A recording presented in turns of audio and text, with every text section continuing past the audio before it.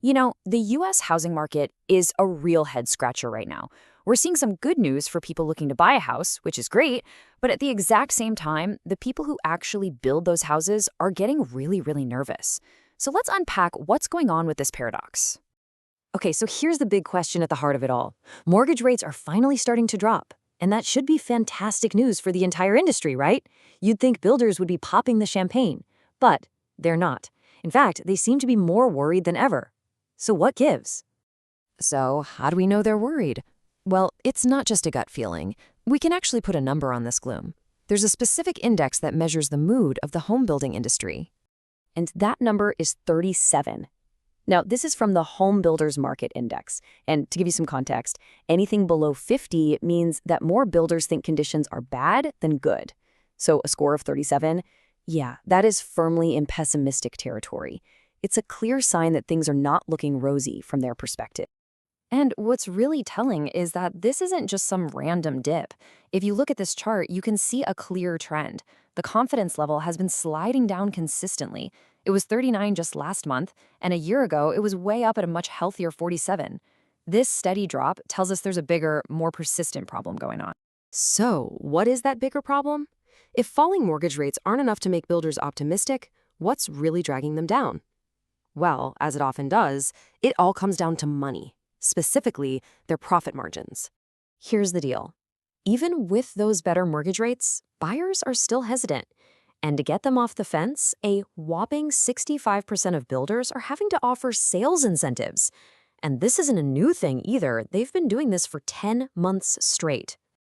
And we are not talking about a free set of curtains here. These are major, costly incentives. We're seeing an average price cut of 6%. 40% of builders are just slashing the list price outright.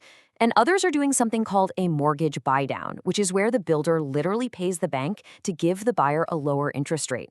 All of that costs them a lot of money.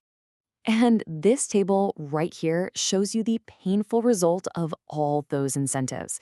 I mean, just look at how the profit margins are getting squeezed for some of the biggest names in the business. Lennar, Smith Douglas, Pulte, all of them are seeing a pretty significant drop. So yeah, these tactics might get a house sold, but they are absolutely eating away at the builder's profits. Now, it's important to remember that the US is a huge country, and this isn't happening the same way everywhere. As is almost always the case with real estate, it's all about location, location, location. The story is very different depending on what part of the country you're in. You can really see a sharp divide here. In the Northeast and the Midwest, builder confidence is actually holding up okay. It's hovering just below that 50 mark. But then you look at the South and the West, and confidence just plummets down to 35. And a big reason for that seems to be a glut of new homes for sale in those regions. And what happens when you have an oversupply? Prices start to fall. That's exactly what we're seeing in some of the country's biggest and or recently the hottest housing markets. Places like Austin, Tampa, Miami, Orlando, Dallas, all are seeing prices decline because there's just so much new inventory. Buddy Hughes, the chairman of the National Association of Home Builders, points out another split, but this one is about price. Apparently, the luxury, high-end market is doing just fine. The real struggle is at the entry level. First-time homebuyers are just getting crushed. They can't save up for a down payment when prices and incomes are so out of whack. All right, so let's look ahead.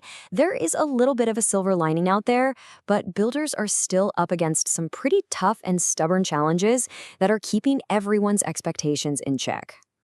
So here it is, the silver lining. The average rate for a 30-year mortgage has dropped to 6.04%. That's the lowest it's been since way back in October of 2024. In any normal market, this would be the kind of news that would have builders feeling pretty optimistic.